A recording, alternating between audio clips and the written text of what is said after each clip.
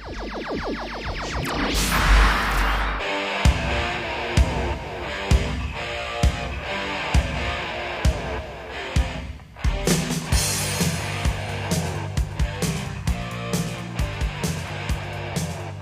to Inside Digital Photo TV here from the PhotoPlus Conference Expo in New York City. Inside Digital Photo TV is brought to you by Epson.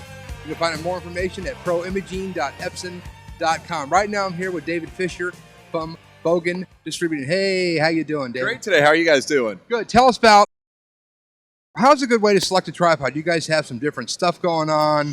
There's a lot of different models. It sort of gets confusing. You look through the catalog, it's like, what's this stick? What's this deal? What's this deal? Tell us about a good way to pick out a tripod. The first thing you want to consider is the lenses that you're using, okay? And the lenses that you're going to use most often.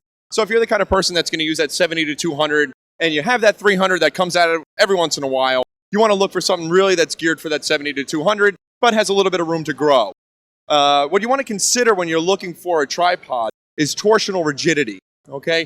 All of the tripods have a max load rating. All the manufacturers have a max load rating for their tripods. But there's no Wilhelm testing for the max load rating. So there's really no way to get a good understanding of which tripod you want to use based on your camera weight anymore. All right, what you want to test for is the rigidity of the tripod, how strong it is at that upper casting. Because each lens that you use has a fixed view angle. And the view angle of the lens as a relationship to the torsion rigidity of the leg angles is what's going to help you decide which is the proper tripod for you to use. The other thing that you want to consider is the type of photography that you do. Do you do a lot of macro work? Do you want to get a tripod that's very easy to get low to the ground, that might have an offset column, and things of that nature? If you're doing travel photography, you might want something that fits inside of your carry-on bag. So we have tripods like the Traveler series from Gitzo that collapse down to 14 inches, that fit underneath an airline seat, and you can carry it on board, fit it inside your shoulder bag, but it still opens up to a max height of 59, 60 inches, a good working height for a photographer. So what you want to consider, again, is not only the torsion rigidity angle, but also the leg deflection. When you're testing a tripod in a store, you set that leg angle up, and you give it a good push on the leg, because you want to make sure that it's going to absorb that shock that it might take out in the field. Let's talk about materials. You know, long time ago, tripods were made out of wood. Some people still like wood ones, and there's a thing to wood because it absorbs certain things. Then there's, of course, aluminum ones. There's magnesium ones. There's all kinds of different kinds of metal. There might even be steel ones. Who knows? There's carbon fiber. Tell me about materials and how this sort of affects the tripod, how it works, and how to use it. Well, the materials that Gitzo uses, for instance, we are manufacturing in aluminum, basalt, and carbon fiber. More importantly than the material itself is the process that's used to create that tube structure. Gitzo and Manfrotto are Italian-made tubes that are designed using a pultrusion system, which is a woven tube.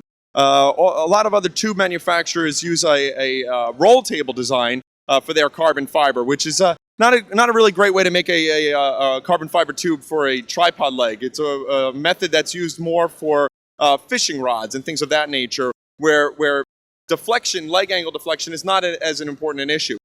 With carbon fiber, it's a composite material, which means not only is it lightweight and very strong, but it's not going to react to the elements. You don't have to worry about it getting very hot in the summertime or very cold in the winter. Wood, you mentioned, is very good for shock absorption, but it's not really good if it gets wet, because the wood has a tendency to expand. Well, the same holds true for aluminum in certain conditions. You take it to Antarctica and that sort of thing, it's going to wind up seizing on you or something like that. The carbon fiber doesn't react to the elements, nor does the basalt. Basalt is a material that Gitzo started using in their tube legs about 3 or 4 years ago, and it's really in between aluminum and carbon fiber in terms of performance. It's stronger than an aluminum, but not as shock absorbent or as doesn't dampen vibration as quickly as a carbon fiber.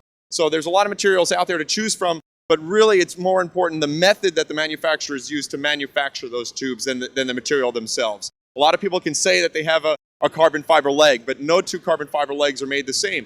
A lot of the imports from the Far East that we see are made with a lot more resin than carbon fiber. And a lot of them, they use a carbon fiber outer layer, but they're actually glass fibers on the inside. So both Manfrotto and Gitzo tubes are 100% carbon fiber. They use a very dense fiber with as little resin as possible using a woven tube design. Exactly. Now, David, where would we find out more information on the tripods, all the stuff between the two brands, everything going on at Bogen Imaging? the best place to go is to www.bogenimaging.us. Thanks for the great tips on the tripod. You bet. Have a great show. There you go. Check them out. You're watching Inside Digital Photo TV. Of course, brought to you by Epson and Nick Software and Acme Education. You can find out more information over at InsideDigitalPhoto.com.